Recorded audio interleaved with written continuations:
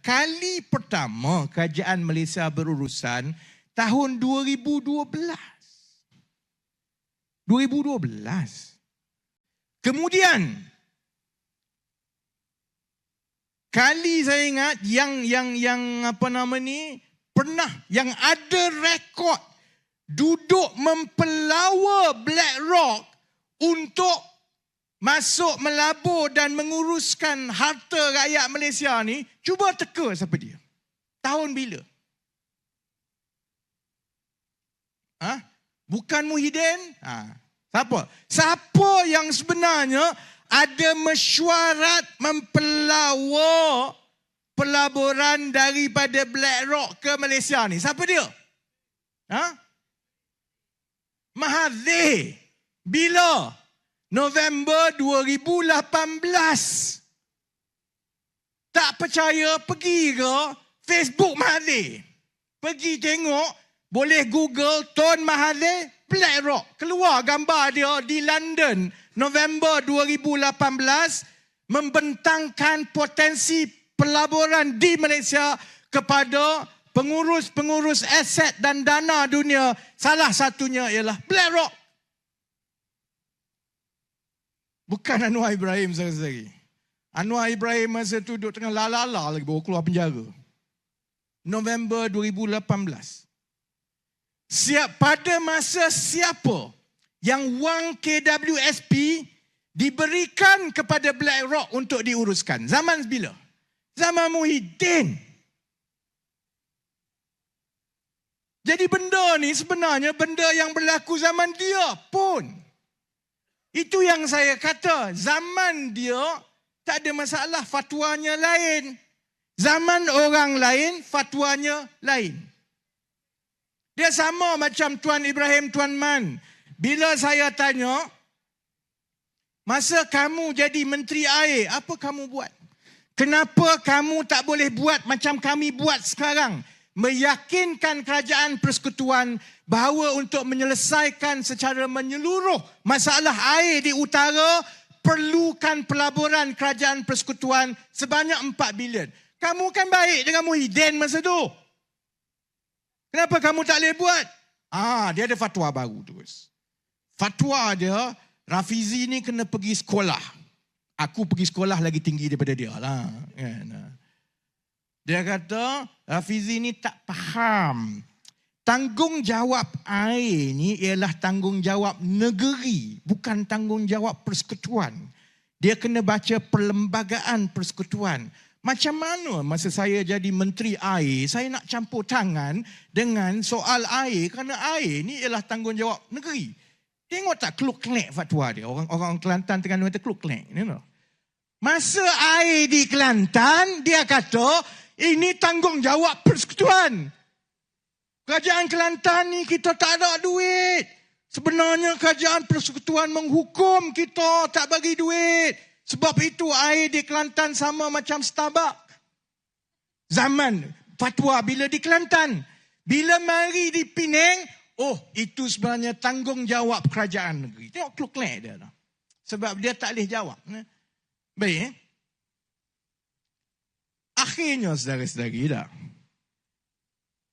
Kita dah tengok siapa yang mula-mula jumpa dengan BlackRock, mempelawa BlackRock ni dengan potensi pelaburan di Malaysia.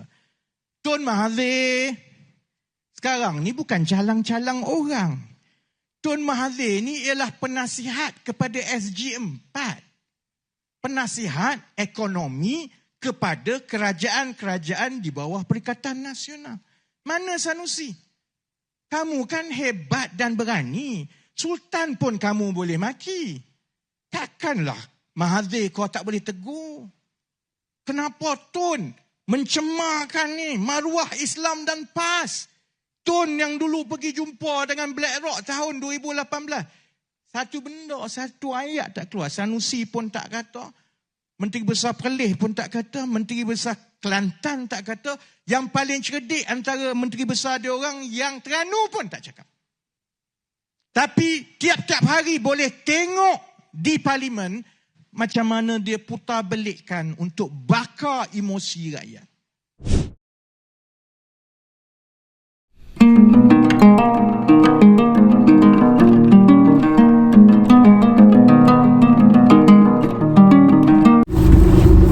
Salam sejahtera Malaysia, denyut nadi suara rakyat bergema di channel ini.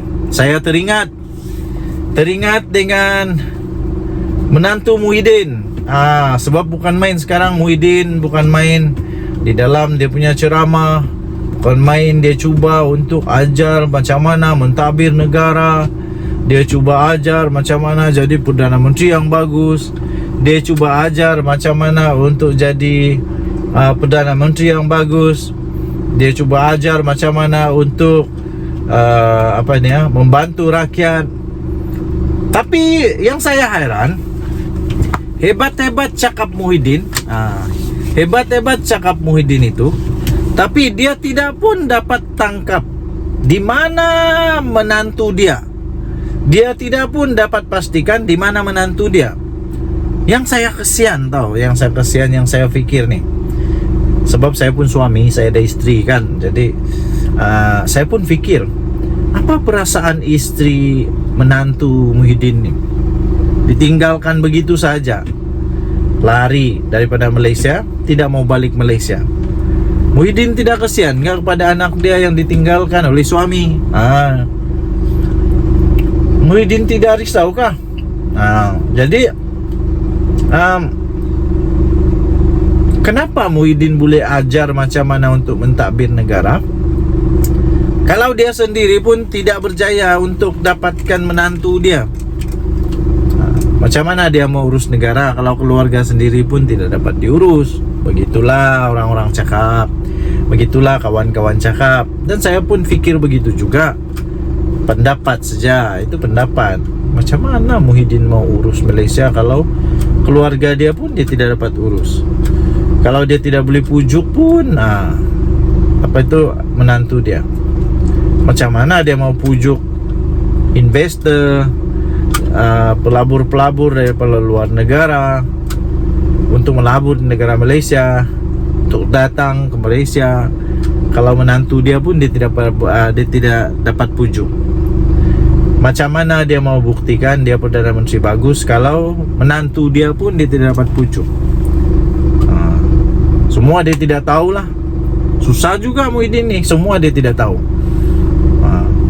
Contoh lagi yang dia tidak tahu, Tok Pa lah. Tok Pa keluar dari Bersatu, dia tidak tahu. Dia tidak tahu. Jadi apa yang Muhyiddin tahu sebenarnya? Apa yang Muhyiddin tahu? Kalau memang betul menantu dia itu makan duit, rasuah, sakau, terlibat dengan rasuah, salah guna kuasa atau apa-apalah, pembaharuan wang haram kah, apakah, kenapa Muhyiddin tidak tahu? Dia tidak dapat hidup. Yang ada menantu dia tengah buat salah, kalau ada salah lah. Jadi kalau orang rapat dengan dia pun dia tidak tahu, apalagi orang yang tidak rapat dengan dia. Silap-silap. Lepas ni ramai di belakang dia semua sakau, semua dia tidak tahu. Aduh, pening kepala. Jadi menantu Muhyiddin baliklah. Kesian dekat Muhyiddin. Muhyiddin kena hentam habis-habisan pasal engkau tidak balik Malaysia. Muhyiddin kena hantam mati-matian, habis-habisan, memalukan, dimalukan, macam-macam lah, kerana kamu tidak berani untuk berdepan dengan realiti. Kalau betul, takut apa? Kalau tidak bersalah, mau takut apa? Balik sajalah. Kecuali kamu takut kerana kamu bersalah, itu saja. Tapi ingatlah bahawa ada undang-undang di dunia, di Malaysia, dan ada undang-undang akhirat. Terlepas di dunia, belum tentu terlepas di akhirat. Denyut nadi suara rakyat bergema di channel ini. Jangan lupa tekan butang subscribe, like dan share. Bye-bye. Salam sejahtera Malaysia. Di mana Jolo? Woi, di mana Jolo? Ada kawan tanya saya, Jolo sudah kena tangkap kah? Jolo sudah kena tangkap kah? Sebab tiba-tiba ada berita, kalau saya tidak silap, saya ada baca berita, Jolo bayar balik berapa ratus juta kepada Malaysia itu. Tapi di mana Jolo? Kita mendoakan semoga Interpol, kita mendoakan semoga Interpol, semua polis di seluruh dunia dapat bekerjasama mencari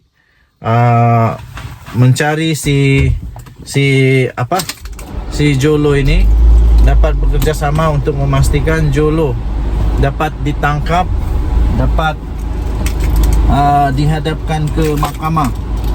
Kita harap-harap supaya Interpol dapat tangkap dia. Ini supaya dapat memberikan penjelasan yang tuntas siapa sebenarnya yang paling bersalah di dalam kes Jolo ini. Adakah kelalaian Najib ataupun adakah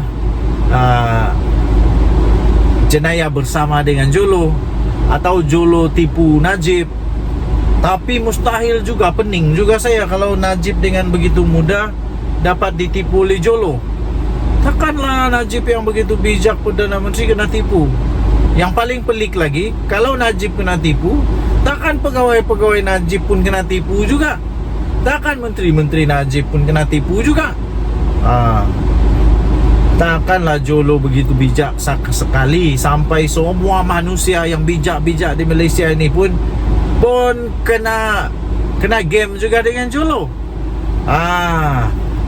Jolo dulu dibilang ada di Hong Kong kah, di China kah?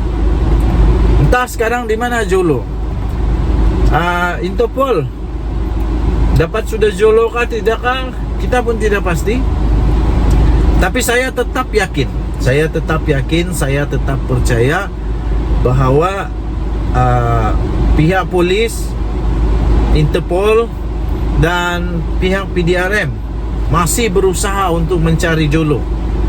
Saya percaya tidak lama lagi Jolo pasti akan kena cekup juga. Saya percaya dengan satu konsep, dengan satu istilah, yaitu akhirnya kebenaran pasti akan menang. Lari mana pun kalau salah tetap ketahuan juga. Lari mana pun, bertapuklah, bersoroklah di lubang cacing kah, di mana-mana pun kena tangkap juga akhirnya. Indah lama sudah itu, indah lama sudah. Tapi ada dua kesan lah. Kesan yang pertama, kalau Jolo kena tangkap dan dia punya statement itu boleh menyebabkan Najib Razak kalah, itu memang satu perkara yang menakutkan lah untuk Najib Razak. Tapi pada masa yang sama, kemungkinan besar boleh membantu Najib Razak untuk menang kes. Jadi ada dua kes dia lah. Mungkin ada dua ketakutan lah untuk Najib Razak. Dua perkara, bukan dua ketakutan. Dua perkara untuk Najib. Satu menakutkan, satu lagi menggembirakan. Satu menakutkan, satu lagi menggembirakan. Jadi yang paling saya harap ialah Jolo kena tangkap lah, bawa balik pergi Malaysia. Sama ada Najib betul atau tidak, sama ada Najib salah atau tidak bersalah, itu lain cerita. Yang penting Jolo kena tangkap dulu. Apa pendapat anda? Tinggalkan komen. Salam sejahtera Malaysia. Denyut nadi suara rakyat bergema di channel ini. Adakah ini tanda? Adakah ini signal? Adakah ini satu petanda buruk bagi kerajaan perpaduan, kerajaan Madani? Adakah Zahid Hamidi, Tok Matasan dan geng-geng yang lain dalam UMNO bersedia untuk menarik sokongan daripada Datuk Seri Anwar Ibrahim? Adakah UMNO memang sudah ready untuk membatalkan kerjasama dengan PKR-PH ini, DAP dan Amanah? Ini berikutan kekalahan Najib Razak di mahkamah apabila hakim menolak permohonan rayuan untuk semakan kehakiman. Pada saya senang saja, sama ada UMNO keluar atau tidak dari kerajaan. Kerajaan ini tak ada apa-apa pun terjadi. Paling-paling pun hilang majoriti 2/3 itu saja. Kerana kalaupun UMNO keluar, tapi majoriti muda yang ada pada Datuk Seri Anwar Ibrahim tetap ada. Dan pada masa yang sama tidak lagi dibenarkan mana-mana ahli politik, ahli parlimen atau adun untuk melompat parti dengan suka-suka sebab sudah ada akta lompat parti. Kecuali satu parti itu buat keputusan untuk boikot, untuk gulingkan Datuk Seri Anwar Ibrahim, okeylah. Tapi adakah Sabah dan Sarawak sedia untuk bekerja sama dengan PAS dan bersatu? Saya pikir itu adalah satu keputusan yang hampir mustahil. Apalagi Sarawak. Sarawak memang sudah menyatakan, sudah mereka pernah nyatakan dorang punya keputusan, betul-betul keputusan dorang bahawa diorang tidak mau bekerja sama ataupun tidak mau kalau PAS bekerja sama dengan mana-mana parti di Sarawak ataupun menjadi sebahagian daripada kerajaan yang ditakbir oleh PAS. Tidak. Itu dulu kan. Jadi tuan-tuan dan puan-puan yang dihormati sekalian, nampak gayanya UMNO sekarang di tengah jalan yang banjir. Jadi mereka berada di divider yang tinggi sikit. Ayak dah tinggi ayak dah sampai hidung. Dah sampai hidung, nak lemah dah. Mau lemas-lemas sudah, tapi dah juga lemas lah. Jadi orang bilang hidup segan mati tak mau. Tapi nasib baik UMNO dalam kerajaan sekarang. Saya fikir UMNO perlu membuat keputusan yang penting, yaitu terus berada bersama dengan kerajaan. Sebab kalau dia keluar daripada kerajaan, dia mau bersama dengan siapa? Mungkin dia boleh bersama dengan PAS, tapi mau lagi kah dia orang kena game-game mulai PAS? Yang paling penting, maukah Zahid Hamidi bekerja sama dengan Muhyiddin Yassin? Maukah Zahid Hamidi bekerja sama dengan Muhyiddin Yassin? Pada masa yang sama bekerja sama pula dengan Atuk Mahathir. Aduh, kita akanlah kena game kali kedua lagi, atau kali ketiga lagi, atau kali keempat lagi. Ingat dulu siapa game siapa. Saya fikir Muhyiddin tidak akan bersedia untuk bersama dengan Zahid Hamidi kerana dia pernah kena game oleh geng-geng Zahid. Ingatkan lagi waktu Zahid Hamidi, waktu Muhyiddin Yassin terpaksa bubarkan parlimen, terpaksa letak jawatan, terpaksa dia letak jawatan sebab dia kehilangan majoriti yang disebabkan oleh MP UMNO lah. Lepas itu Ismail Sabri Yaakob jadi Perdana Menteri. Geng-geng yang sama juga yang minta supaya dibubar parlimen. Bubar parlimen dengan cukup yakin, overconfident, kalah teruk pula UMNO. Inilah yang terjadi dengan UMNO. Jadi saya pikir kalau UMNO keluar dari kerajaan, mereka sebenarnya sedang menggali lubang untuk memasukkan otak di dalam itu. Jadi kalau mau survive terus, saya fikir mereka perlu bersama dengan Datuk Seri Anwar. Tapi kalau UMNO betul-betul keluar, bagus juga sebenarnya. Kalau UMNO betul-betul keluar, bagus juga. Tidak adalah yang perlu ditanggung oleh Datuk Seri Anwar Ibrahim, yang dipakai oleh ahli pembangkang untuk kenakan senjata, untuk kenakan Datuk Seri Anwar Ibrahim. Denyut nadi suara rakyat bergema di channel ini. Jangan lupa tekan butang subscribe, like dan share. Malaysia kita punya, cinta Malaysia ku, kita jaga kita. Kita jumpa lagi, bye bye. Salam sejahtera Malaysia. Denyut nadi suara rakyat bergema di channel ini. Indahnya pantai ini, berada di pantai Malibu sekarang. Bercuti-cuti di Malibu lah sangat. Di Hawaii lah sangat. Okey, kita berada di pantai yang cantik, indah. Okey, so apa cerita dengan PRK Sungai Bakap?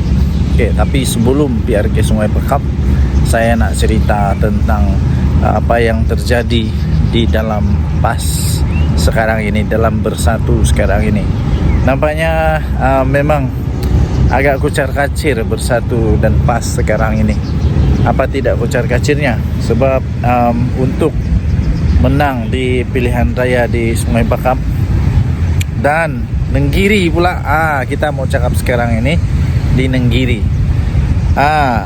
Dengar-dengar Bersatu sudah serah 2 nama, tapi pas mau bertanding di sana, ini kalilah kita akan tengok siapa yang menang, siapa yang kalah. Ini kalilah kita mau tengok betulkah dorang ini geng kuat, geng keras, ataupun macam pantai-pantai pasir di pantai ini. Sekali-sekali ombak bertiup pula, sekali ombak menghempas, sekali itu jugalah dia berubah. Sekali semuanya berubah, semuanya makin hancur. Cantik kan? Saya berada di di Malibu di Hawaii. Cantik kan tempat nih?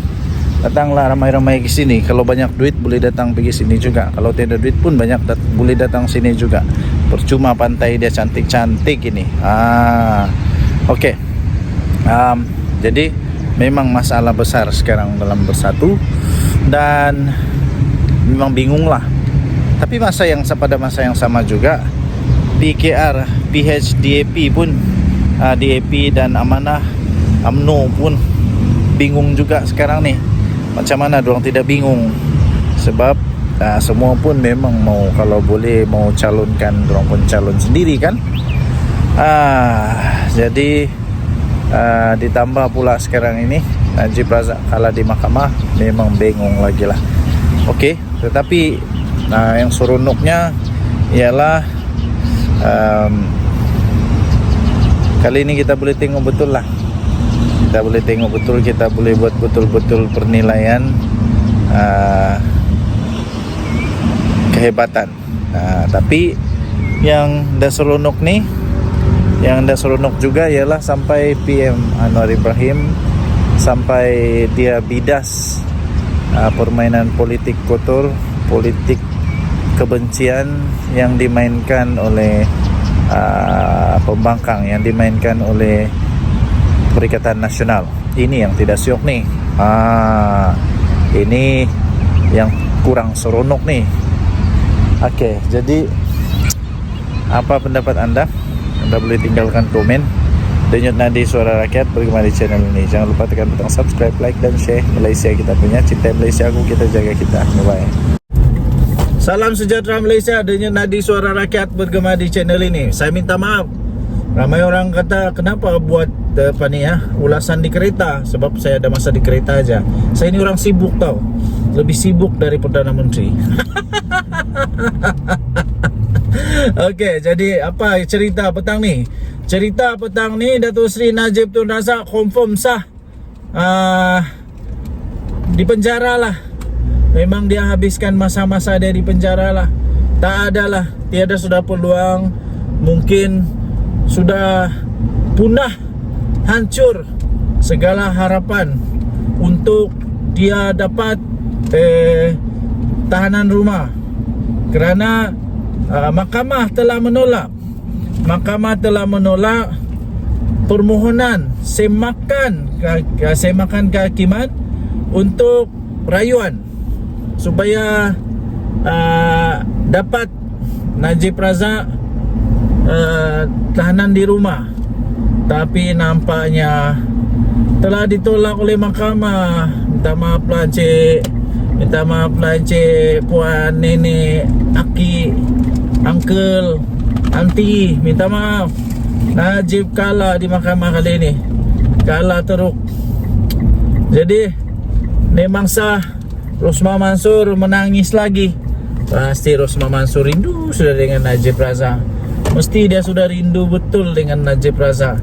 Mesti dia betul-betul sudah mau lama sudah peluk-peluk suami dia. Yalah kan Rosmah Mansur ini isteri yang apa?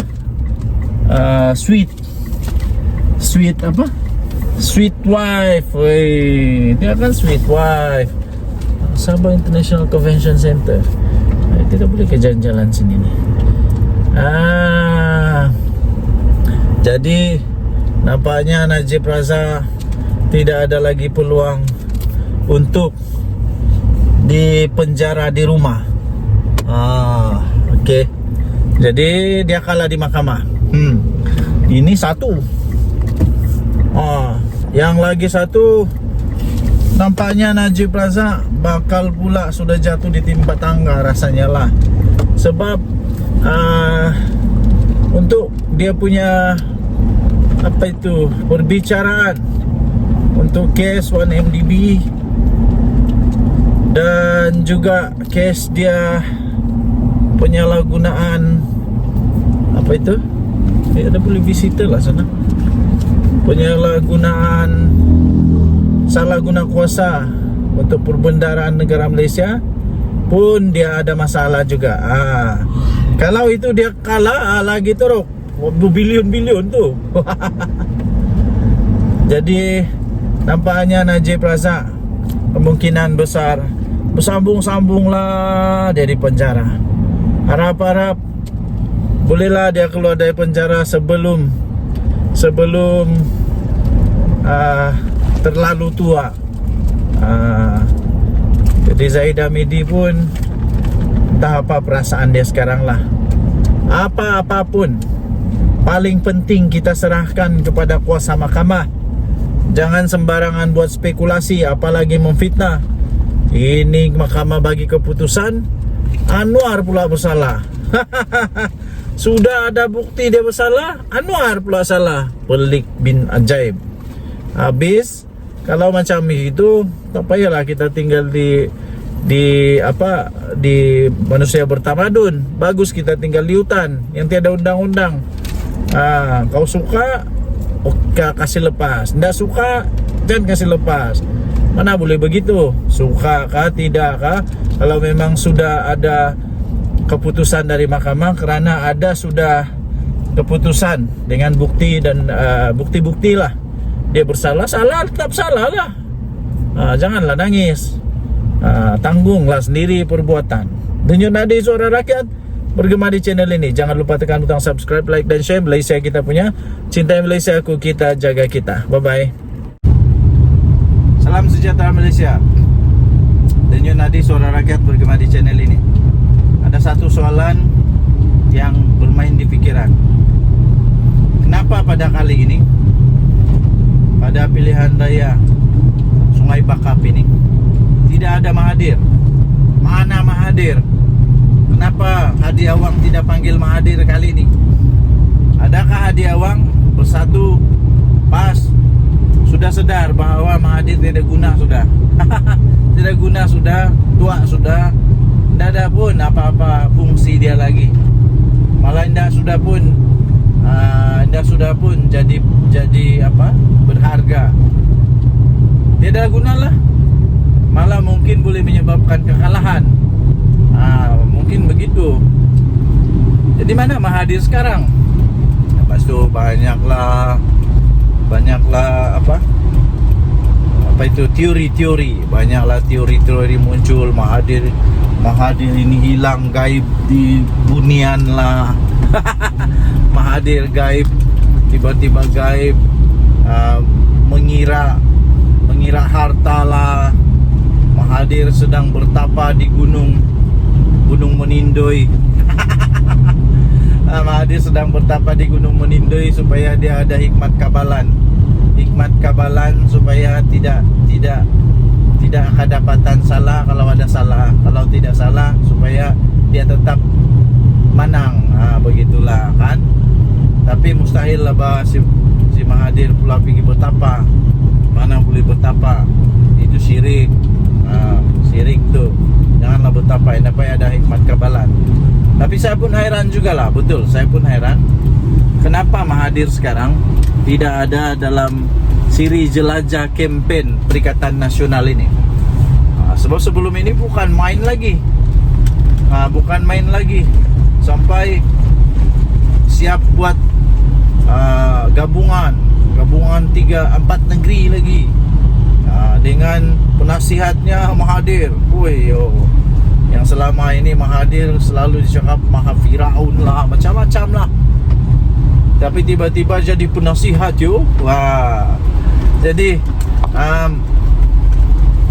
itu dulu. Sekarang tiba-tiba Mahathir hilang. jejak Mahathir betul-betul hilang. Mungkin perlu buat jejak kasih, ataupun mungkin boleh buat kuis dia di mana Mahathir, macam di mana Jujambul lah. Begitu. Jadi baguslah, saya setuju. Jangan lagi kacau Mahathir sudah tua, apalagi mau dikacau-kacau. Mahathir patut bersama dengan anak cucu dia, bukan anak dia pun sudah tua lah. Patut bersama dengan cucu cicit dia, patut di masjid kah, di surau kah, beramal jariah, patut begitu. Bukan lagi pergi berpolitik yang hadiah wang dengan Muhyiddin, dengan Perikatan Nasional, mau kacau Mahathir lagi, ajak bawa sini, bawa jalan sini, bawa jalan sana untuk berkempen lagi. Kenapa? Janganlah, kesian dia tahu. Kesian Mahathir sudah tua. Jadi lebih baiklah Mahathir diam-diam saja, mengenangkan nasib dia yang pada sudah tua ni, seolah-olah tidak lagi dipakai, tiada guna sudah. Dan yang dulu kawan sudah jadi musuh, yang musuh dulu tiba-tiba jadi kawan. Macam terdesak begitulah kan, macam lah. Jadi boleh tinggalkan komen anda, apa pendapat anda, di mana Jujambul? Di mana Mahathir sekarang? Kita jumpa lagi. Bye bye.